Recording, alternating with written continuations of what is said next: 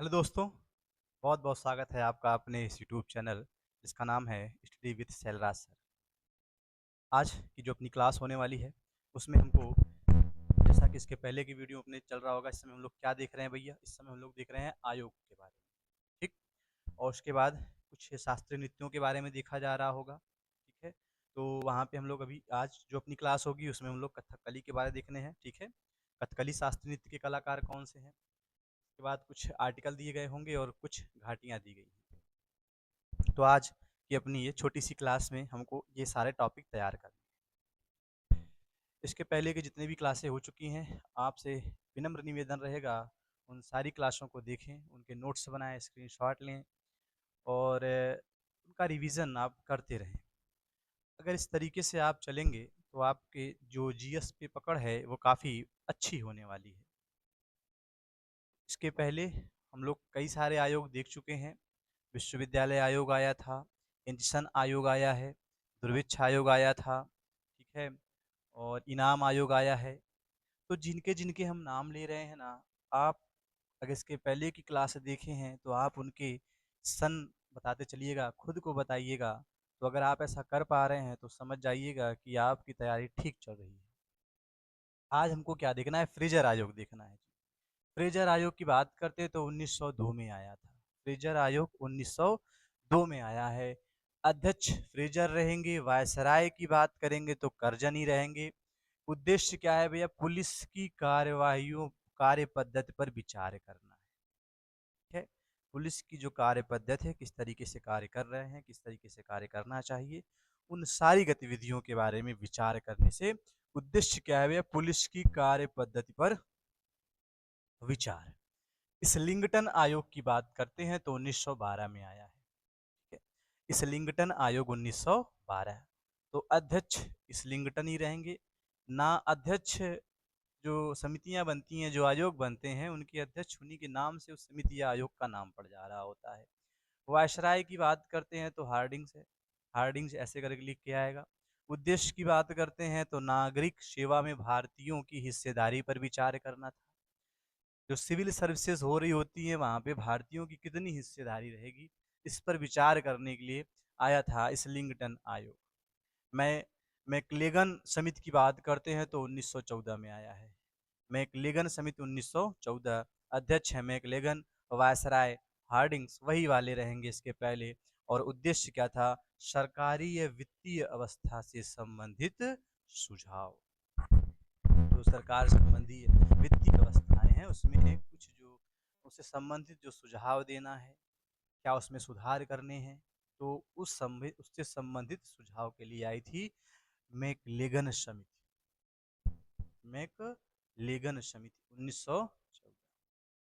आइएगा एक बार फिर से सारी चीजों को हम लोग देखते हैं। सबसे पहले हम लोगों ने जो देखा था, 1902 में फ्रेजर आयोग आया था। 1902 में फ्रेजर आयोग। 1912 इस्लिंगटन आयोग। 1912 में क्या है आपका? इस्लिंगटन आयोग। इसके बाद हम लोग देखे थे 1914। 1914 में आपका आया था मैकलेगन समिति। मैकलेगन समिति आई थी 1914 में। अध्यक्ष की अगर बात करते हैं तो फ्रेजर आयोग के अध्यक्ष फ्रेजर रहेंगे। वायसराय कहा जाएगा तो कर्जन। और इसके बाद जो 1912 में, इसके बाद हम लोगों ने देखा था 1912। और 1912 में देखे तो जो समिति आई थी उसका नाम था इस्लिंगटन। इस्लिंगटन किससे संबंधित थी? तो थी नागरिक सेवा में भारतीयों की हिस्सेदारी पर विचार करने से संबंधित। ये पुलिस की कार्य पद्धति पे थी। देखेंगे तो हार्डिंग्स इधर, हार्डिंग है ना, कर्जन, इस्लिंगटन, फ्रेजर, मैकलेगन, तो सब के नाम जो अध्यक्ष हैं उन्हीं के नाम पे उन समितियों के नाम पड़े हैं। और उद्देश्य और कर्जन होंगे पहले वाले में, 1902 वाले में, बाकी दोनों में हार्डिंग्स हैं। उसके बाद अगर हम लोग बात करते हैं उद्देश्यों की, तो जहाँ पर फ्रेजर आयोग आप देख रहे होंगे पुलिस की कार्य पद्धति पर विचार करने से संबंधित है। तो मैकलेगन वाला जो था वो नागरिक सेवाओं में भारतीयों की हिस्सेदारी से संबंधित था। और इसके बाद मैकलेगन की बात अगर करते हैं तो सरकारी या वित्तीय अवस्थाओं से संबंधित सुझाव के लिए। बात समझ गए? एक बार हम लोग सारी चीज़ें फिर से देखते हैं। सबसे पहले अगर हम लोग बात करते हैं तो हम लोगों ने देखा 1902 1902 1902 में आया था फ्रेजर आयोग, और फ्रेजर आयोग के अध्यक्ष थे आपके फ्रेजर। इसके बाद आए थे आप वायसराय की बात की गई, तो वायसराय करजन। 1902 में कौन रहेगा? करजन रहेगा। करजन। उद्देश्य क्या था? पुलिस की कार्य पद्धति पर विचार करना। फिर 1912 का टाइम, 1912 हम लोगों ने देखा था इस्लिंगटन आयोग, अध्यक्ष इस्लिंगटन रहेंगे। और उद्देश्य क्या था कि नागरिक सेवाओं में भारतीयों की हिस्सेदारी से संबंधित सुझाव देना था।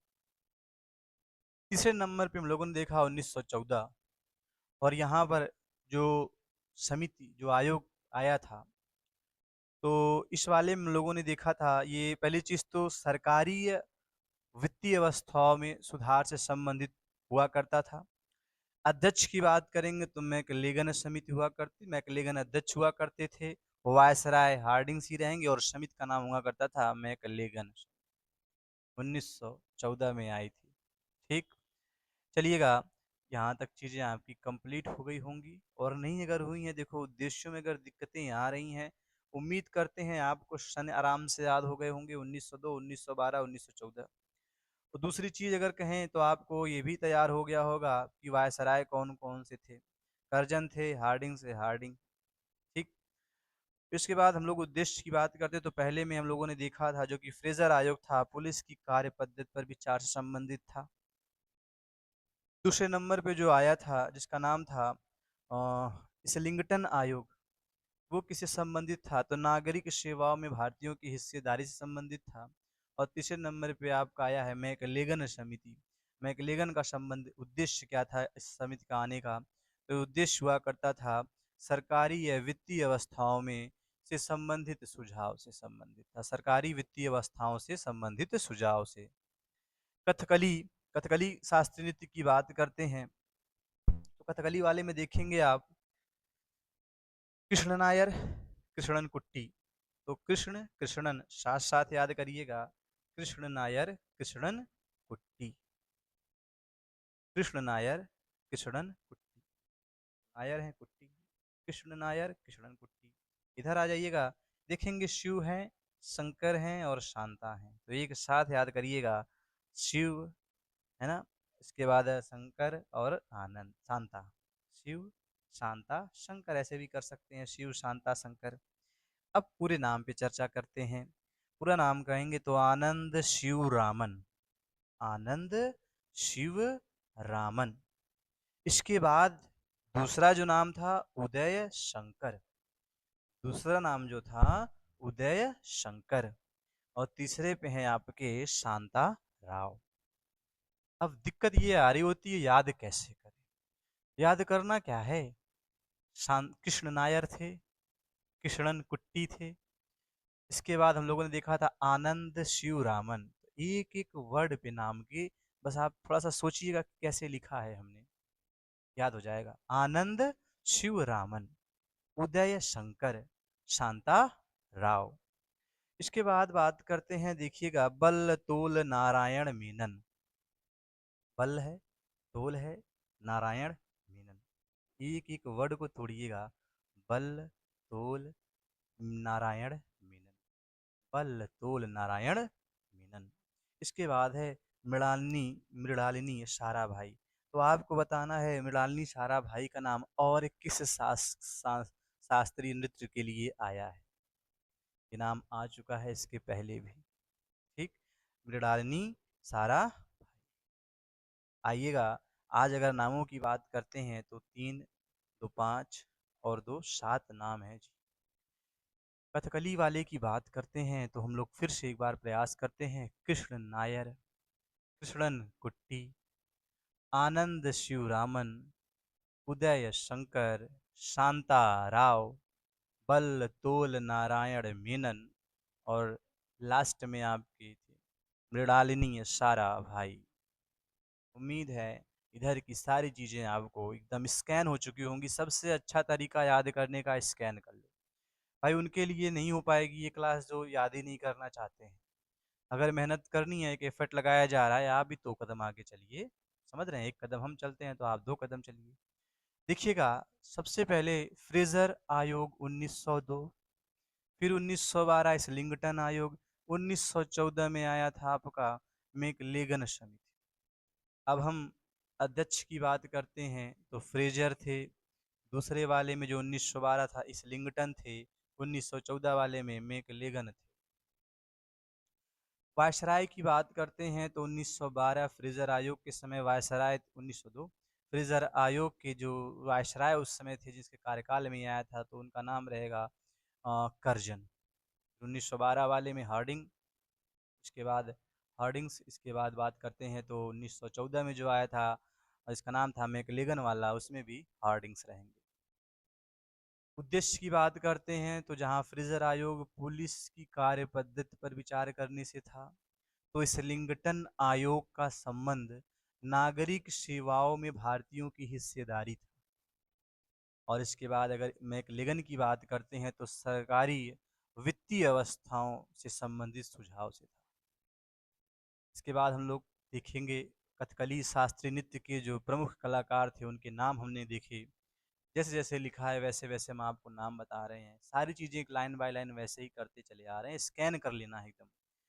कृष्ण कृष्ण नायर, कृष्णन कुट्टी, आनंद शिवरामन, उदय शंकर, शांताराव, बल्लतोल नारायण मेनन, मृणालिनी सारा भाई, सारे नाम हो गए होंगे। उम्मीद है इधर की सारी बातें आपको याद हो गई होंगी।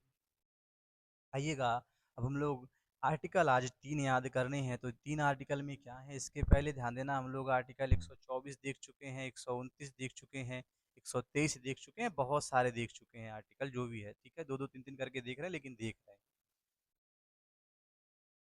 तो एक सवाल इसी से आप बताइएगा कि जो धन्य विधेयक था, उसकी अगर कहा जाएगा तो उसको लाने की जो प्रक्रिया है वो कौन से आर्टिकल में दी गई है? कमेंट बॉक्स में बताइएगा, ठीक है? धन विधेयक संबंधी जो एक प्रक्रिया होती है, उसको कौन से आर्टिकल में कहा गया? ठीक, आइएगा आज देखते हैं आर्टिकल क्या है भैया 163 163। राज्यपाल की सहायता के लिए क्या होगी? एक मंत्री परिषद होगी। अब ये सहायता के लिए है तो ये मत सोचना कि भैया राज्यपाल को खाना खिलाने में सहायता करनी है, राज्यपाल को चलने फिरने के लिए सहायता करनी है। ये बात समझिएगा कि आप जानते हैं, अगर आपसे पूछा जाएगा कि देश का अगर प्रथम नागरिक कोई पूछेगा तो आप राष्ट्रपति को बता रहे होते हैं, राज्य का पूछा जा रहा होगा तो राज्यपाल हो रहे होते हैं, और कोई भी अगर विधेयक जो आ रहा होता है उस पे अंतिम रूप से साइन की बात करते हैं तो राज्यों में राज्यपाल कर रहे होते हैं और केंद्र में राष्ट्रपति कर रहे होते हैं। तो ध्यान से समझिएगा ना कि जो भी विधेयक या चीज़ें आ रही हैं जो भी, तो उसको एक लिए क्या होगा, राज्यपाल की सहायता के लिए क्या होगी, एक मंत्री परिषद होगी और उसका हेड कौन होगा? मंत्री परिषद का मुख्यमंत्री हो रहा होता है। बात समझ रहे हैं ना? तो किसी चीज़ को करवाने के लिए ध्यान देना, राज्यपाल क्या करेगा? कोई विधि लाना होगा, कोई विधि आ रही होगी या किसी चीज़ को किसी राज्य में लागू करवाना है तो वो क्या करेगा? किनकी सहायता से उन चीज़ों को करवा रहा होगा? देखो, करते तो मेनली अगर कहा जाए मुख्यमंत्री ही रोल अदा कर रहे होते हैं, लेकिन पीछे से अगर कहा जाए मतलब होता है ना कि जैसे देखे होंगे बहुत जगह काम कोई और कर रहा था लेकिन करवाया किसी और के द्वारा जा रहा होता है, तो बस वही चीज़ें हैं। मंत्री परिषद की सहायता मतलब वास्तव में क्या करता है, ये मंत्री परिषद सहायता कर रही होती है किसकी भैया? राज्यपाल की। और एक तरीके से अगर आप कहें ना कि अ, जो राज्यपाल हो रहा होता है ना, वो मंत्री परिषद और उसका जो हेड होगा मुख्यमंत्री, इनकी सहायता के माध्यम से जो नीतियाँ होती हैं, जो विधियाँ होंगी उनको राज्य में लागू करवा रहा होता है, ठीक है? तो ये है आर्टिकल 163 की बात। मतलब राज्यपाल एक तरीके से इनकी सहायता के माध्यम से सब चीज़ें करेगा भाई साहब। तो कहा जा रहा होता है ना राज्यपाल की सहायता के लिए, वैसे केंद्रों में कहा जाएगा राष्ट्रपति की सहायता के लिए एक मंत्री परिषद होती है। ठीक है, बात समझ रहे हैं ना? अंतिम रूप से किसी की भी साइन कौन करता है? राज्यपाल करेगा। आर्टिकल 169 की बात करते हैं तो विधान परिषदों की रचना या उसकी समाप्ति अगर करनी है तो चीज़ क्या ज़रूरी है कि सबसे पहले तो ध्यान देना, विधानसभा में बहुमत के साथ प्रस्ताव पेश होना चाहिए और साथ ही साथ संसद की उसको मंजूरी होनी चाहिए। और आप जानते हैं वर्तमान में अपने यहाँ, ये अपने देश में कहें तो लगभग 6 राज्य हैं जहाँ पर विधान परिषदें हैं। तो कौन-कौन से हैं? तो आप याद करना बेहद आसान है। उत्तर प्रदेश, और उत्तर प्रदेश के साथ लगा कौन है? बिहार। आंध्र प्रदेश, और आंध्र प्रदेश से जो अलग हुआ है तेलंगाना। 4 हो गए। एक महाराष्ट्र याद कर लीजिएगा, एक कर्नाटक याद कर लीजिएगा। तो ये 6 जगह अगर कहा जाएगा, 6 राज्यों में विधान परिषदें हैं। उत्तर प्रदेश, बिहार, आंध्र प्रदेश, तेलंगाना, और एक आपका महाराष्ट्र और कर्नाटक। आराम से ये 6 याद कर लेंगे।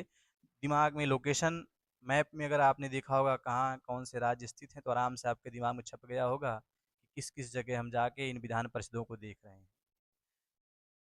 विधान परिषदें जैसे आप जानते हैं कि जैसे आप केंद्र में चलेंगे तो राज्यसभा होती है, लोकसभा होती है। तो राज्यसभा स्थायी सदन है, उसी तरीके का विधानसभा और विधान परिषद में अगर कहा जाए तो विधान परिषद स्थायी सदन होगा और विधानसभा अस्थायी। जैसे वहाँ पर लोकसभा में देखते थे ना कि प्रत्यक्ष रूप से चुनाव हुआ करते थे, जिसमें हम लोग अपने प्रधानमंत्री का चुनाव करते थे, सांसद को हम चुनते थे, फिर सांसदों में से क्या होता था भाई, उनका जो हेड बनता था, जो प्रमुख होता था, वो प्रधानमंत्री बन जाता था। और ऐसे राज्यों में मुख्यमंत्री के लिए होता है विधानसभा। ठीक। चलो, तो ये क्या कह रहा है, ये आर्टिकल ये कह रहा है ना कि विधान परिषदों का अगर हमको गठन करना है, उसको समाप्त करना है, तो इसके लिए ज़रूरी क्या है, उस संबंधित राज्य जहाँ पर इसकी रचना करनी है, जहाँ पे इसका गठन करना है या जहाँ से इसको समाप्त करना है, उसी राज्य के क्या होना चाहिए, बहुमत होना चाहिए विधानसभा का। तो विधानसभा का बहुमत हो और साथ ही संसद की भाई स्वीकृति आवश्यक है, तब जाके उस राज्य में हम विधान परिषद का गठन या विधान परिषद की समाप्ति कर सकते हैं, आर्टिकल 169 कहता है। 163 क्या कहता है कि राज्यपाल की सहायता के लिए क्या होगी, एक मंत्री परिषद। आर्टिकल 200 की बात करते हैं। आर्टिकल 200 में देखेंगे तो विधेयक को स्वीकृति देना या अस्वीकृति करना, इसके लिए इसके पीछे मतलब क्या शक्तियाँ दी गई हैं राज्यपाल को, वो चीज़ें हैं। मतलब समझिएगा, जैसे कोई विधेयक अगर राज्यपाल के पास साइन करने के लिए आता है, तो राज्यपाल क्या करता है, उसमें उसके पास कुछ शक्तियाँ दी गई हैं। वो उस विधेयक को तुरंत स्वीकृत कर सकता है, उतनी साइन कर सकता है उस पे, या उसको भेज सकता है दोबारा के लिए कि आप इस पर एक बार फिर से विचार कर लीजिए।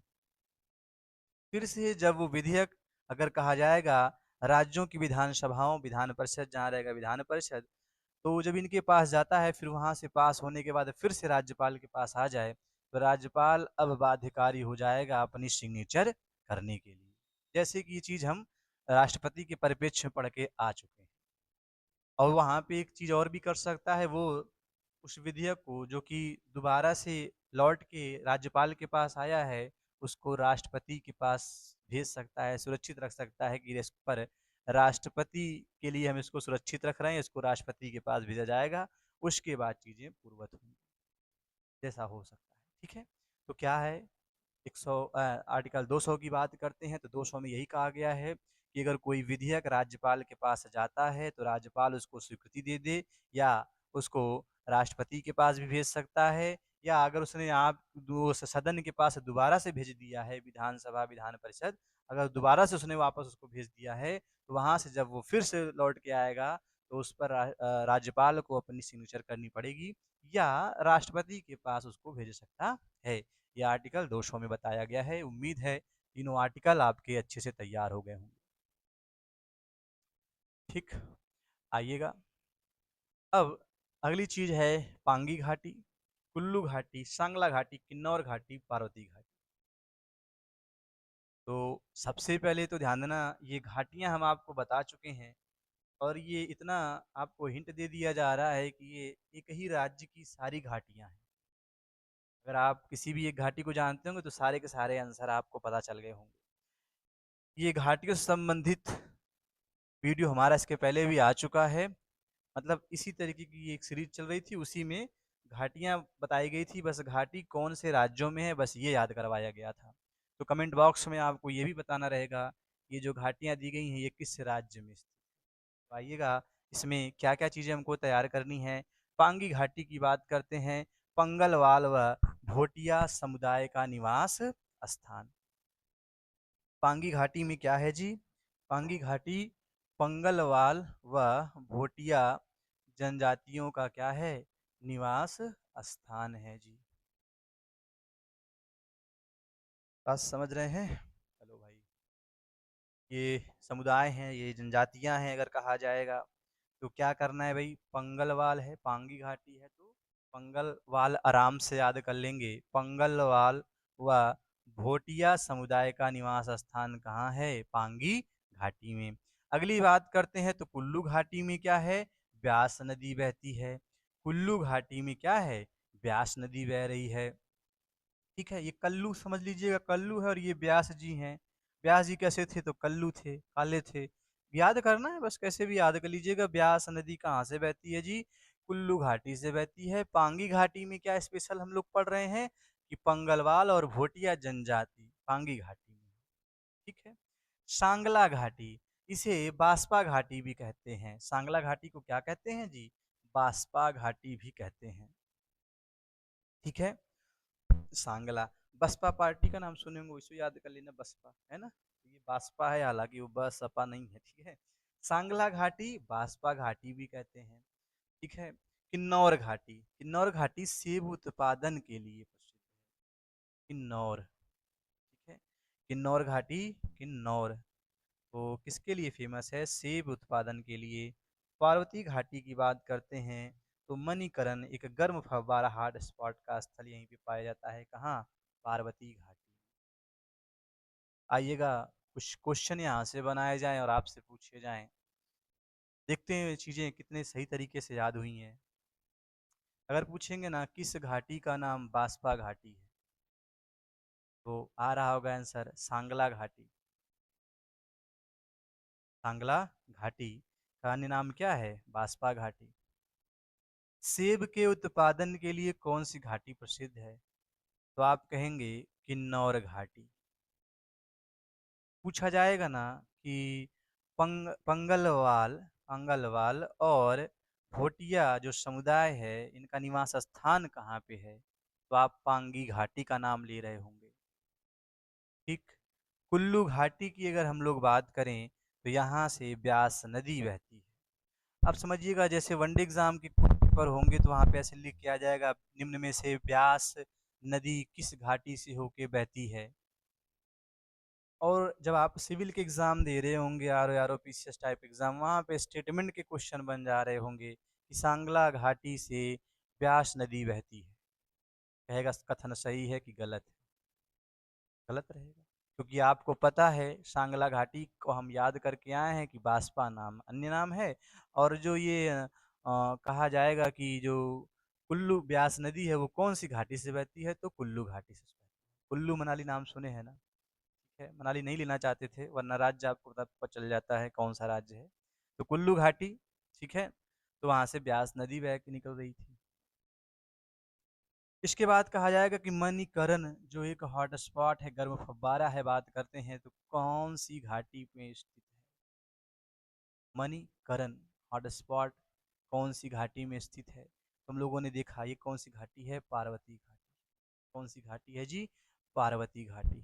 तो इस तरीके से क्वेश्चन आपसे बन के आएंगे, आपको बताना रहता है जी। ठीक है। तो अब उम्मीद है सारी चीज़ें आप याद कर लिए होंगे अच्छे से। अब आइएगा हम लोग देखते हैं कि क्या चीज़ें अच्छे से हमको याद हुई हैं। ठीक है।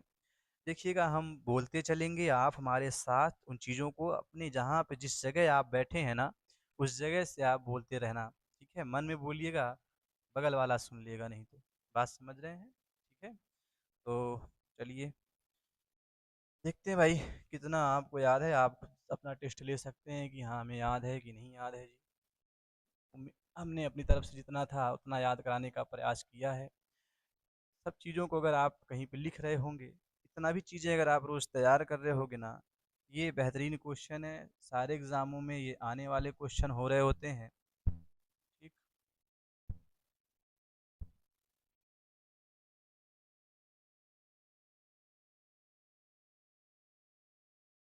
ये हो गया भाई। ठीक, चलो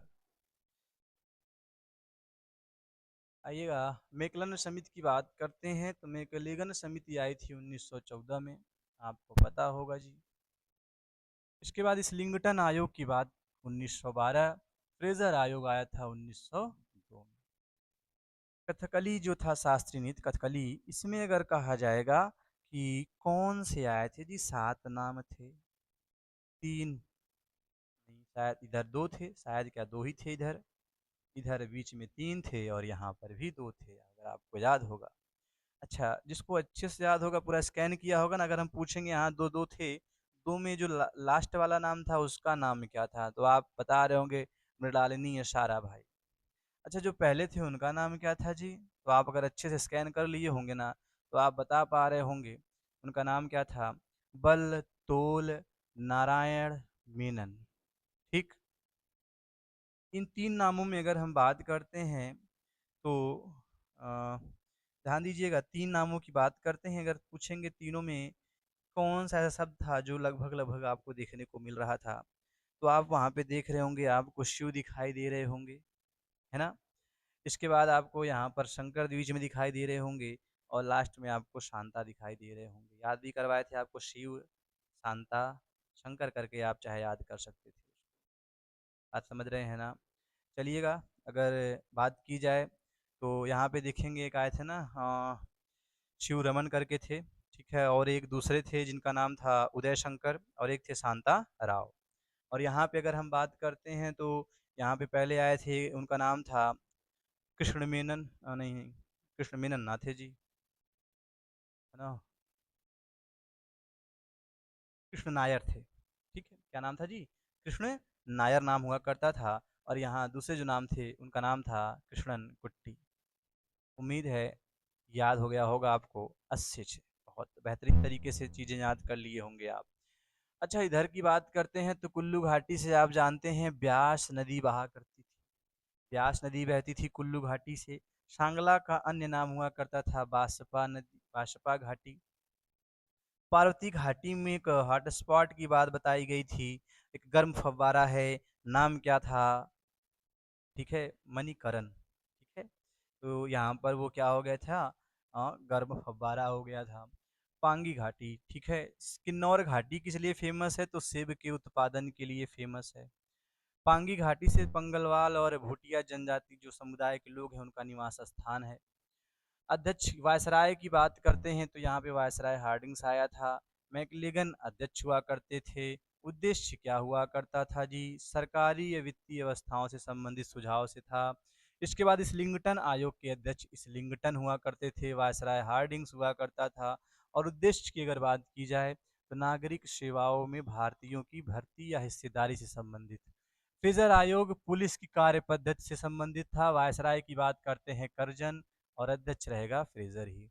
आर्टिकल 200 की अगर हम लोग बात करते हैं तो यहाँ हमने बताया कि अगर कोई विधेयक राज्यपाल के पास जाता है तो राज्यपाल या तो उस पर अपनी साइन कर देता है, नहीं तो उसे लौटा देता है। भैया आप फिर से इस पे देख लीजिए, ठीक है। उसके बाद जब फिर से वो विधेयक, वो विधानसभा विधान परिषद है ना, विधानसभा को हाईलाइट करके चलना है। अक्सर राज्यों में जानते हैं 6 राज्यों में है आपकी विधान परिषद है। तो जहाँ से जब वो विधेयक वापस लौट के आएगा ना, तो राष्ट्रपति, अब राज्यपाल क्या करेगा, उस पे बाध्यकारी हो जाता है सिग्नेचर करने के लिए। अगर सिग्नेचर नहीं करता है तो कहेगा क्या कि हम इसको राष्ट्रपति के लिए रख ले रहे हैं, पहले इसको राष्ट्रपति को दिखाएंगे तब बात करेंगे आपसे। बात समझ रहे हैं? तो ये आर्टिकल कौन से दिन दिया गया है? 200 में दिया गया है। ठीक, अच्छा, इसके बाद अगर कहेंगे तो हम लोगों ने देखा क्या था, ये 63 हुआ करता था। क्या है? 163। 163 में क्या था कि राज्यपाल की सहायता के लिए क्या होगी, एक मंत्री परिषद। यानी राज्यपाल, राज्यपाल क्या करेगा, राज्य से संबंधित जो क्रियाकलाप, जो कार्य होगा, जो चीज़ें जो विधियां लागू करनी होंगी, उन सब के लिए वो मंत्रिपरिषद की सहायता लेगा। ठीक है, आइएगा। इसके बाद अगर हम लोग बात करते हैं तो दूसरा 169 क्या हुआ करता था, आर्टिकल 169 में दिया गया था कि अगर किसी राज्य में विधान परिषद की क्या करना है, गठन करना है विधान परिषद का, या उसको समाप्त करना है, तो उसके लिए आवश्यक शर्त क्या थी कि जिस राज्य की बात की जा रही, जहाँ पे विधान परिषद का गठन करना है या उसकी समाप्ति करनी है, दोनों में से कोई भी बात हो, तो उस राज्य के जो विधानसभा होगी, उस राज्य की विधानसभा का बहुमत आवश्यक है। साथ ही संसद की स्वीकृति भी आवश्यक है। बात समझ रहे हैं? तब जाके वहाँ पर वो जो विधान परिषद है उसका गठन कर सकते हैं या उसकी समाप्ति कर सकते हैं। उम्मीद है सारी चीज़ें आप अच्छे से याद कर लिए होंगे। ठीक है, अगर क्लास अच्छी लगती हो, लाइक कमेंट करा करें, चीज़ों को बहुत ढेर सारा प्यार दें, इनको अच्छे से लिखें, कहीं पर और अच्छा रहेगा आपके लिए। रिवीजन करते रहें, ये कोई भी आप एग्ज़ाम दे रहे होंगे, चाहे आपका पिट का एग्ज़ाम होने वाला होगा, चाहे आप यूपीएसआई दे रहे हो, मतलब जिस भी एग्ज़ाम में, अगर एक शब्द में अगर हम कहें ना, जिस भी एग्ज़ाम में अगर जीएस आ रही है, तो उन सब के लिए क्लास बेहतरीन है। सभी अभ्यर्थियों को जो वनडे एग्ज़ाम में लगे हैं, ठीक है, जहाँ पर जीएस आ रही है, तो उन सब के लिए बेहद इम्पोर्टेंट क्लास रहने वाली है। बात समझ रहे हैं ना? तो ठीक है, ऐसे ही अपनी जो ये सीरीज़ है ये चलती रहेगी, ऐसे ही अपना प्यार दुलार जो भी है देते रहिएगा।